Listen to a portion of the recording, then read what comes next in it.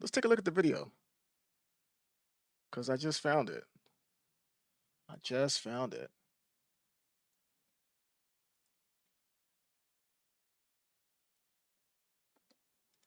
He was on the bin on the other side of this gate. He's jumped over these fences and stuff like that.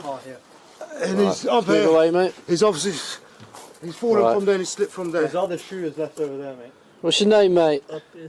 Huh? Has anyone been hurt other than him? Yeah, me. He's grabbed my brother. He's took my turban off, started grabbing my head. Are you injured? Yeah, I've got swollen eye, little bruises. Alright, just step back a little bit for me. Someone flag these down. Got this stud. Right, let's get you out of there, shall we? Sound like the kid just said, I've been stabbed.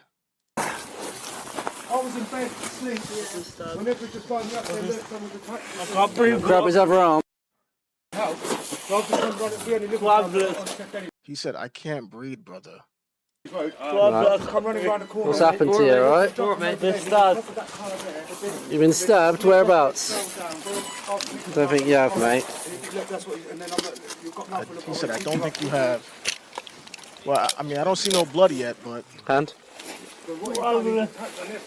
Why would they say, I don't think you have, mate? Why would they not check to see... Do they think he's under, like, some type of influence, like drugs or alcohol? I can't breathe. Put the hand in the cuff, mate. Yeah. This is like numerous times this has happened to us. We've been walking, we parked literally there. Multiple times we've had people racistly attack us and nothing happens.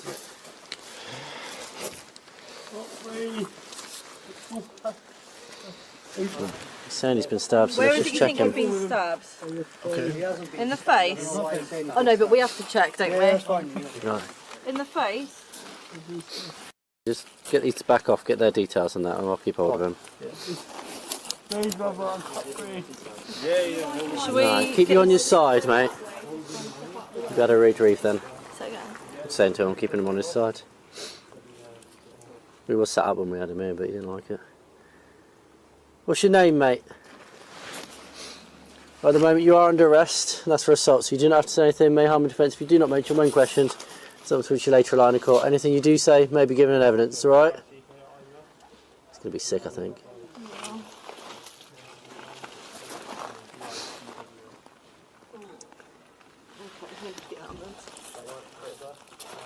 What's his name? So I just want you to call it.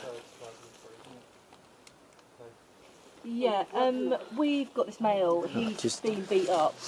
Are we able to get an ambulance, please? His pupils aren't even reacting. They said, I think they said his pupils aren't even reacting. I think at that point, I think he just passed away right there. He said he couldn't breathe. So I guess that's the video, right? Of the Henry Nowak kid. Says, people are making little comics, memes about it. I'm dying. Says, no, you're racist. All right, so I seen a news report on that. So let's see what this news report has to say about it. Now, I want to talk to you about a story that I can't get past this week. And I can't get past the fact that our Prime Minister has still said absolutely nothing about it. Now, 3 days after this man's murderer was convicted, this boy really. If anyone doesn't know this story, Henry Nowak, and there's a picture of him at his 18th birthday, 18-year-old student. And on the 3rd of December last year, he was murdered by a man named Vickrum Digwa. Digwa was a Sikh man, and he claimed it was in self-defence. He said that Nowak was drunk and had barged into him, and that was a lie.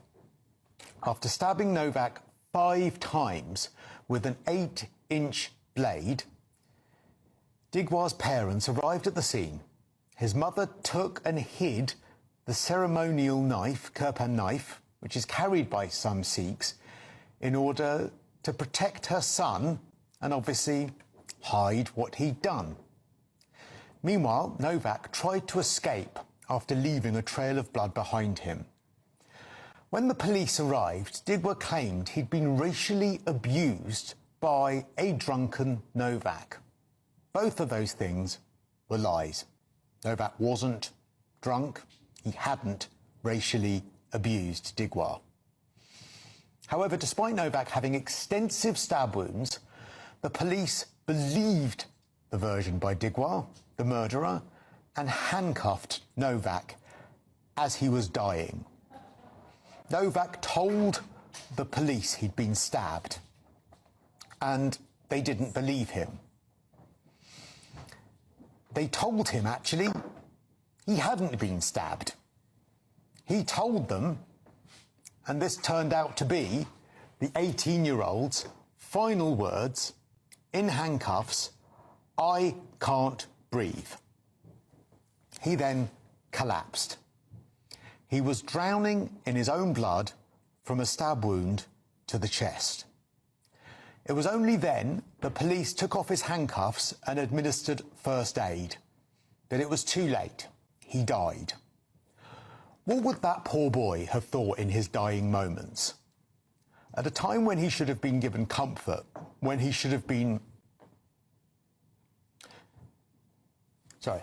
when he felt he should have been given comfort, and when he should have felt reassured, and when he should have felt love. Instead, his final moments would have been filled with the injustice of knowing that he was the victim, but was being treated like the one who was guilty. He must have been so scared. He'd been on a night out 1 minute, and then the next stabbed, dying, and those who were meant to help him were treating him as the guilty party.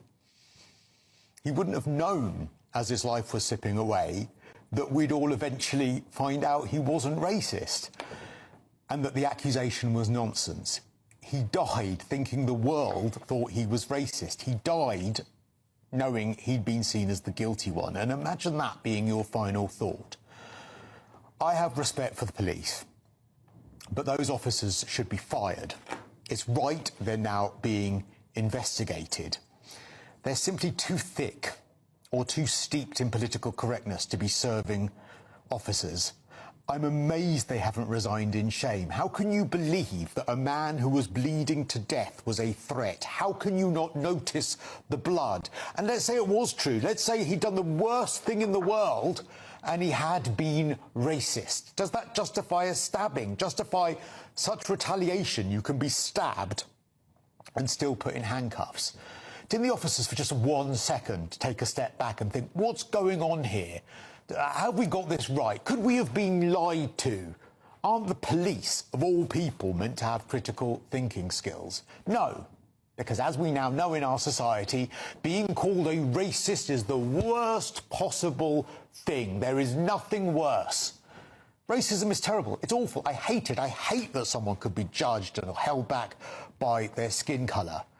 But we're now so scared of the accusation of racism, we're literally prepared to more or less let a man die in the street because of it. We've seen it elsewhere with grooming gangs, fear of being called racist, meaning that white girls were literally raped on a mass scale and allowed to be because no one did anything about it. Why? Because solving it or investigating it could lead to the accusation of racism, which is the worst thing ever. And now we've done it again. Racism is abhorrent, but so is allowing crimes to go unpunished because our fear of that accusation. We have got to stop. We've got to stop allowing the fear of racism or being accused of it being put over and above everything else. And Henry Nowak died and was wearing handcuffs seconds before he died. He wasn't given the help and kindness that he needed because of it. How have we got here? Where is the condemnation? Where is the sympathy from our leaders? At least the Sikh community have condemned what happened. Why haven't our leaders? Aren't they curious? Don't they care? Oh, I know that guy. We need to remember this boy's name, Henry Nowak. We need to stop this ridiculousness. We need to be angry about this because too often we're sacrificing our common sense and our decency and calling out what is wrong in our society for fear of racism, and I am sick of it. So, people in the UK, they are not happy with this, apparently. Um, And this is the prime minister. This is like their president, I guess you can kind of say, in the UK.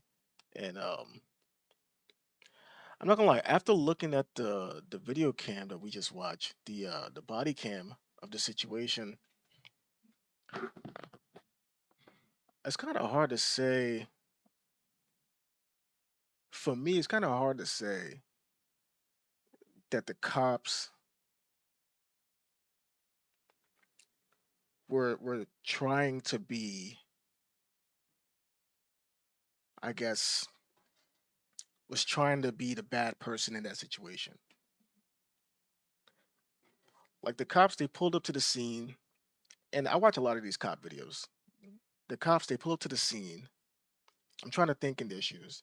They don't know what the hell happened, right? They're just pulling up to a scene. They see a guy knocked out, or he looked like he's passed out. He looks like he's passed out on the floor, right? He's not moving. He's slurring as he talks, like he's like barely saying anything. Me, if I don't know what's going on, just me watching the video, if I don't know what's going on going into that video, I'm gonna think that guy is drunk. Like, just being honest. They asked him, hey mate, what's your name? Henry.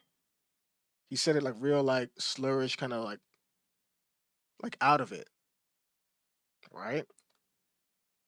And then you have these a group of people that's all explaining what happened. Yeah, this guy, he did this, he attacked me, and so I knocked him out, I punched him, right? They didn't say that they stabbed him, and sure, the guy was stabbed, but even in the video, I wasn't able to see, I wasn't able to see the blood in the video. Like even in the video, I don't. He's wearing a white shirt. If you're wearing a white shirt, it's so easy to see if you're bleeding or not. But I'm not seeing it. I'm not saying he wasn't stabbed. I'm saying that in this video, I'm not even seeing the blood. And the cops, they lift up his shirt and they was trying to figure out like, is he bleeding? They don't see any blood. So just off of what they walked into, what was evident just from looking, and they probably assumed the kid was just drunk. It's late at night. They probably think he just came back from a party. Maybe he was drunk. They thought this is probably something that happened before. Drunk people getting at the minorities over there. I mean, we all know that the people in the UK, they have an issue with migration, similar to how we have one over here in America. So it's probably a common situation with racial like altercations. So just walking in, they probably just thought, okay, maybe some drunk guy, because the kid sounds drunk, even though we now know he sounds like that because he's like struggling to breathe, and we know in hindsight what happened. But I'm just thinking in the moment of the cops. Now I don't know the track record of the police over there. I don't know if they normally are racist towards the white people over there. I don't know, which is kind of odd to say. Like these police officers, they look like they're white, so it's like you're racist against your own kind, which sounds odd. But I don't know what their track record over there is as far as dealing with these situations. But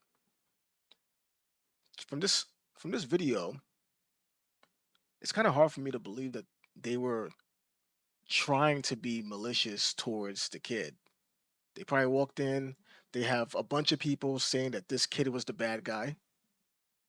The kid, when they ask him his name, he sounds drunk. Sounds. Because he sounds faint, slurry. He sounds like someone who was probably drunk. So it's kind of hard for me to be upset with the police based on this little video that I've seen. From this 2.5 minute video, it's hard for me to just look at the police like they were trying to be bad. They just thought, all right, this kid might be drunk. All right, let's just put him in handcuffs and try to get him up. They don't. They looked. They didn't see any blood. The guy said he was stabbed. It was like, it doesn't look like you're stabbed, which clearly it doesn't look. So however he is bleeding, it must be all internal, right? It must be all internal. So, and honestly, based on how fast this kid died, and because there's a stab wound, and he's not like losing blood because you don't see the blood leaking out of him, it sounds like he probably was going to pass away, whether they knew he was bleeding or stabbed or not. So he was doomed regardless of how they reacted. I get I get the whole idea of like letting him go, knowing that hey, we are trying to help you and we care. I understand that part of it, but for the police to lose their job, I don't think they knew he was stabbed. You could tell all of them was clueless. Like it didn't seem like any of them knew he was stabbed. And they looked and they're like, I don't see no blood. I lift up his shirt. I don't see no stab wounds. I don't know what's going on. The only thing that they could have done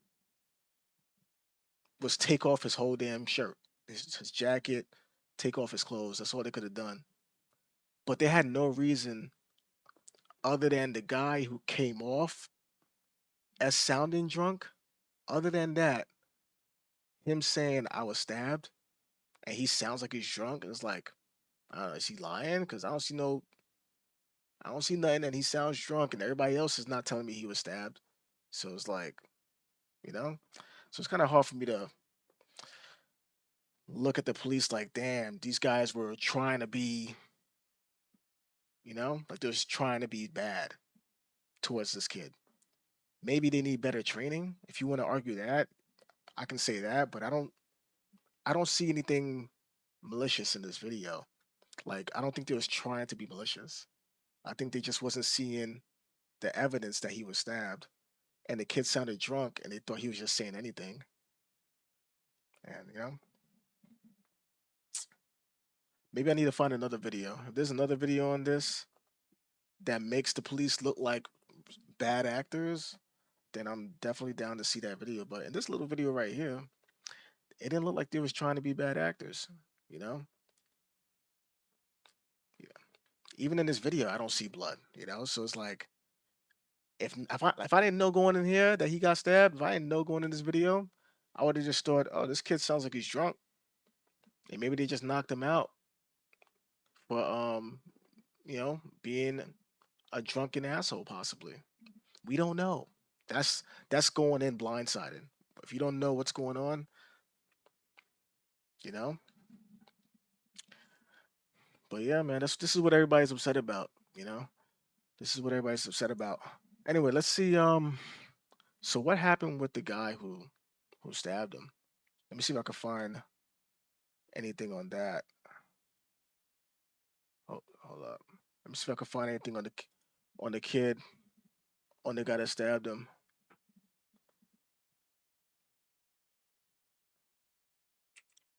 Let me see. Guy who stabbed Henry Nowak. I think they said he went to trial or something like that, right?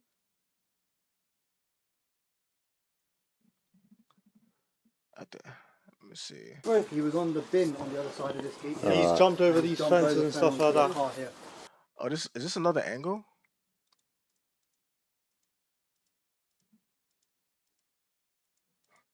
No, this is the same video I just watched. His pupils aren't even reacting. Yeah, this says pupils aren't even reacting, yeah. So, body cam footage of the arrest of Henry Nowak, who had been stabbed moments prior by Vickrum Digwa. Is there any videos of like how Henry ran into this kid? The UK unreal, the UK judge in the Henry Nowak case just handed the jury a new manslaughter charge as an alternative to murder for Vickrum Digwa. The guy who stabbed the 18-year-old Henry Nowak multiple times including in the back of the legs. In the back of the legs, I want to see how did the interaction begin? Because they're saying that Henry didn't bump into him. So how did that altercation begin? All right. As he tried to flee, also stole his phone. Let me see what's going on here. Hold up. So the guy who stabbed. Okay. Nowak recorded the whole thing and it was found in Digwa's pocket. Yet somehow we're not pretending this might not have been intentional. There is also a recording played in front of the jury of his brother telling him to just say this was self defense. Apparently, directing juries on manslaughter as an alternative is standard UK procedure in most murder trials, but it still feels like they're giving every possible out here. Okay, anyone else get the feeling we are all about to be outraged so they can appease a certain voter bloc? Okay, what's this guy saying?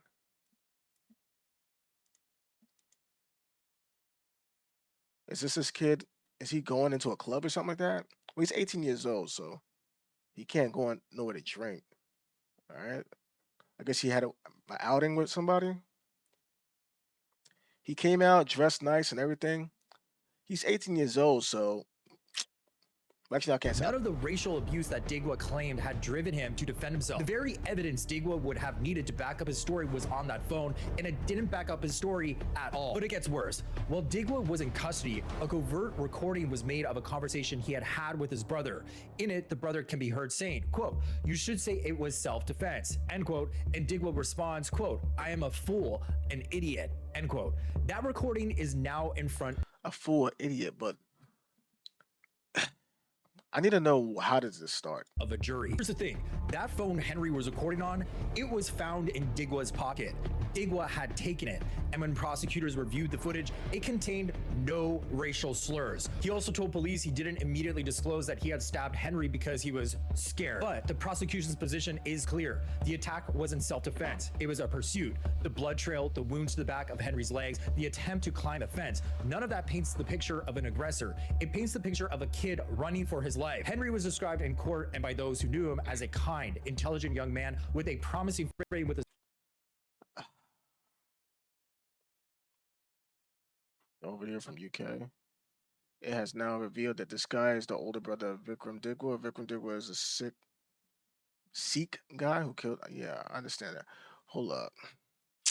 I'm trying to find out. Is there anything that explains how the altercation started?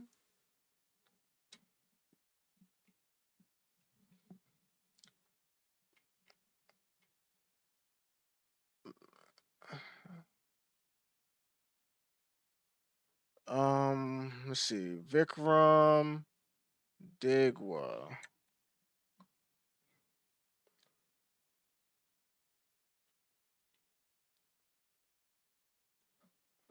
Vickrum Digwa. See, how did Vickrum Digwa meet Henry?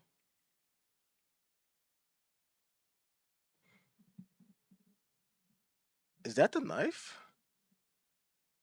How did Vikram meet him though? Going into the courtroom to witness the sentencing of killer Vickrum Digwa, who killed Henry Nowak with a ceremonial dagger. Okay. Okay. Take a look at the knife though. Apparently, this is the knife that they're saying he used. Are you walking around with a knife like that? That's crazy, right? Oh, you can't even see it. You can't even see it. My fault. This is the knife. Like, see how crazy this knife looks? It's a crazy looking knife, right? Hold up. Let me move myself. See how pointy that knife is? That's a crazy looking knife. It's a crazy looking knife, man. Hold up. Let me see something. Hold up. Let's see. Hold up. Let me see what else pops up. I gotta keep removing it from the screen because I don't wanna. I don't know what I'm gonna see.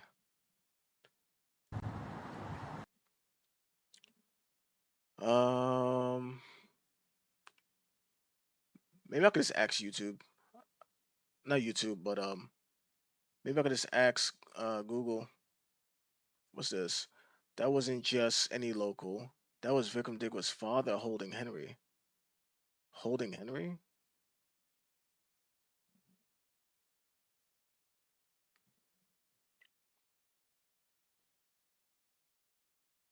What?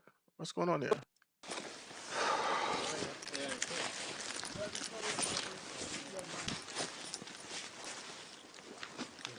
My dad's just holding it.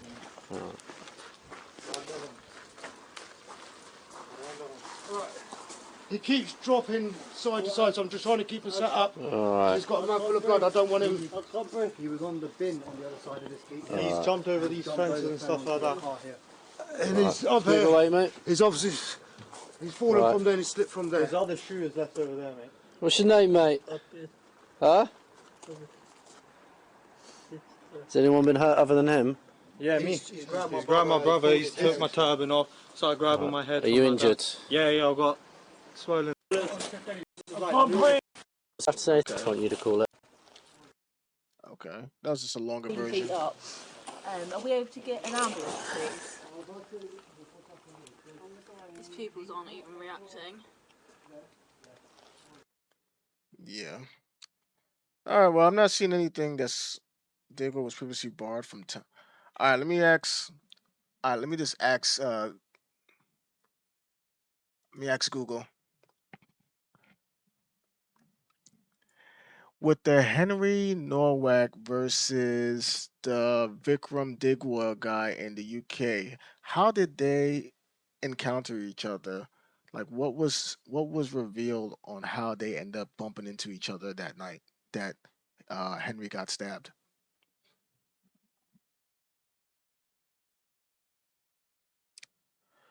Let's see what we got. All right, so it says the encounter between Henry Nowak and Vickram Digwa began as a completely random chance meeting on a pavement as they walked past each other.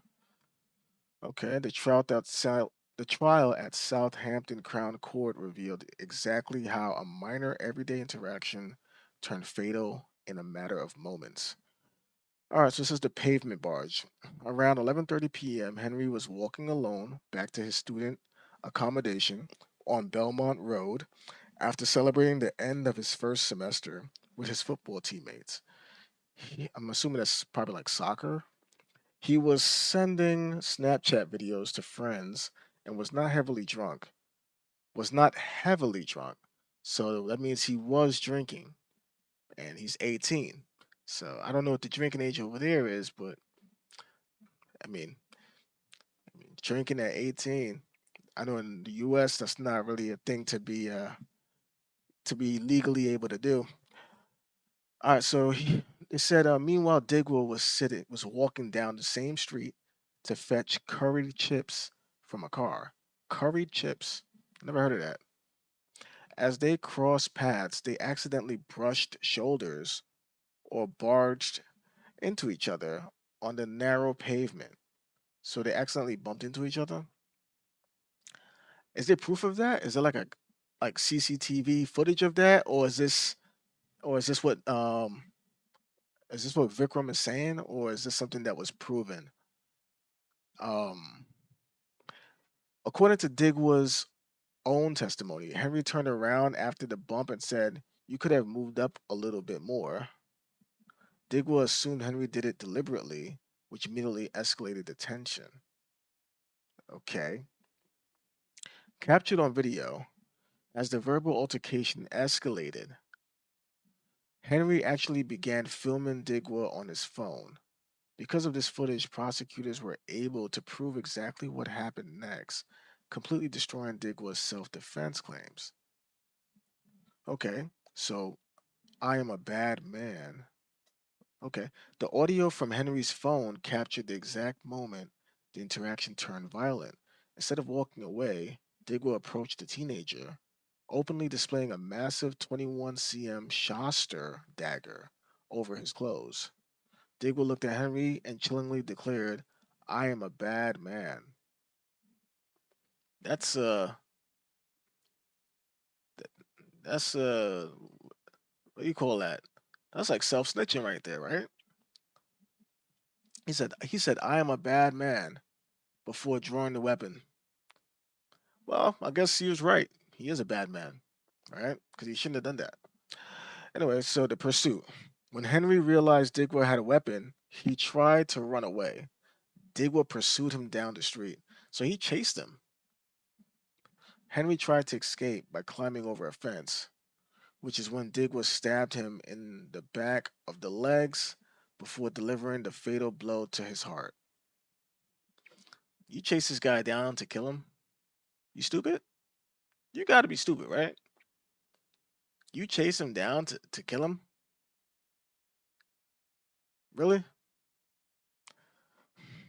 What, like, who does that? Over what? Over bumping into each other? Y'all bumped into each other, right? Like, I don't get that. Anyway, um, during the trial, Digwood tried to claim Henry had initiated a violent, racist attack and pulled his hair, but the jury completely rejected the story as a fabricated lie after reviewing the phone evidence. See, would you like more details on how prosecutors used the Snapchat and phone footage during the trial, or what the killer's mother did right after the encounter? Um, yes. Tell me the rest of those two. AI is, AI doing this thing right now. So let's see. So let's see. The trial of Southampton Crown Court revealed critical details regarding how Henry Nowak's phone footage secured the conviction and how the killer's mom actively tried to cover up the crime. How the Snapchat and phone footage was used. Henry's phone became the silent witness that completely dismantled Vickrum Digwa's self-defense and racism claims. Proving Henry was rational, prosecutors used the phone records to prove Henry was not heavily intoxicated or acting aggressively. His blood alcohol level was well below the legal drink driving limit. The bad man dialogue. The video captured the actual audio of Henry taunting or questioning Digwa's aggressive posturing, asking him to admit it. Henry said, "In it, in it, bad man. What bad man? You are a bad man. Say you are a bad man. Go on." Yeah, I don't even know what he just said there. Y'all gonna have to translate that for me. I don't know what Henry just said there. I don't I don't I don't speak English apparently. Uh, Digwell replied, "I am a bad man," right before pulling the 21 cm blade. Oh, okay. And after he plucked the blade, Henry tried to dip out, but apparently the bad man decided to chase him down. Apparently, so it says the clip cuts out. The phone footage abruptly cut out right as the physical attack began. However, it successfully showed Digwa carrying the massive Shaster weapon openly over his clothing prior to the stabbing.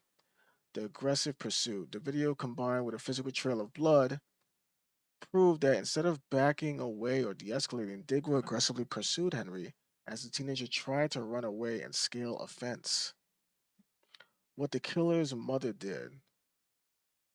Digwa's 53-year-old mother, Karan Kaur, arrived at the Belmont Road scene alongside Digwa's father shortly after the stabbing. Weapon removal. Instead of calling for an ambulance or assisting the dying teenager, Kaur, is that how you pronounce it? Kaur took the bloody 21 centimeter murder weapon from her son and removed it from the crime scene. Hiding the knife, she took the dagger back to the family home. During a subsequent raid, police discovered the murder weapon stashed away alongside more than 20 other weapons collected by Digwa. The defense's excuse. In court, her defense lawyer tried to argue she was merely distressed and uninformed, claiming she placed the blade among religious objects at home rather than trying to maliciously hide it. The verdict: the jury rejected this, and Kaur was found guilty of assisting an offender. She remains in custody and is scheduled for sentencing on July 17th. So the mom might go to jail too. It says if you are planning your stream, let me know if you need help structuring a timeline of these events or summarizing the public backlash. Shit. Yo, they trying to be my assistant. So what happened? So ultimately what happened to Digma? Is he going to jail? If so, how long?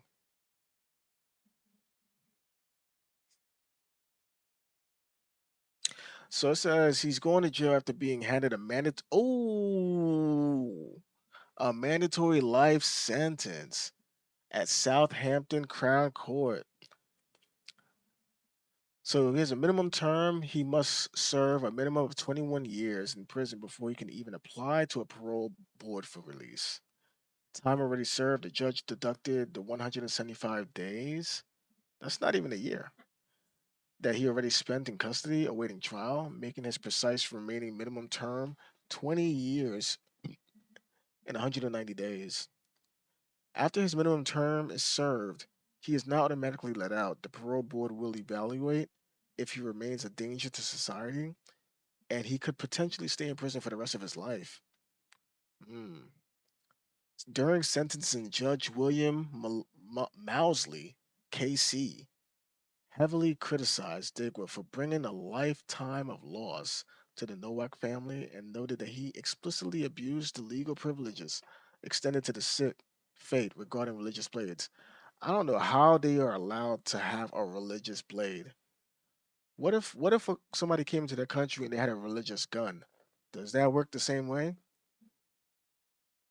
Can I go over there and hey, I have a religious gun and these are my religious bullets? I know you guys don't have like gun laws over there as far as like people can't have a gun over there, but if I was to go to the UK and have a religious gun, like how does that work? Can I bring a religious gun over there? A religious AK 47? That's kind of crazy, right? A religious blade? You see how that blade looks? You see how sharp that and pointy that blade looks? That's crazy. That's crazy. They took away the guns and everybody's just stabbing each other over there in the UK. But anyway, that's what's going on in the UK, man. That's what's going on over there. Everybody upset. Everybody and their mama upset. Even Elon Musk is upset.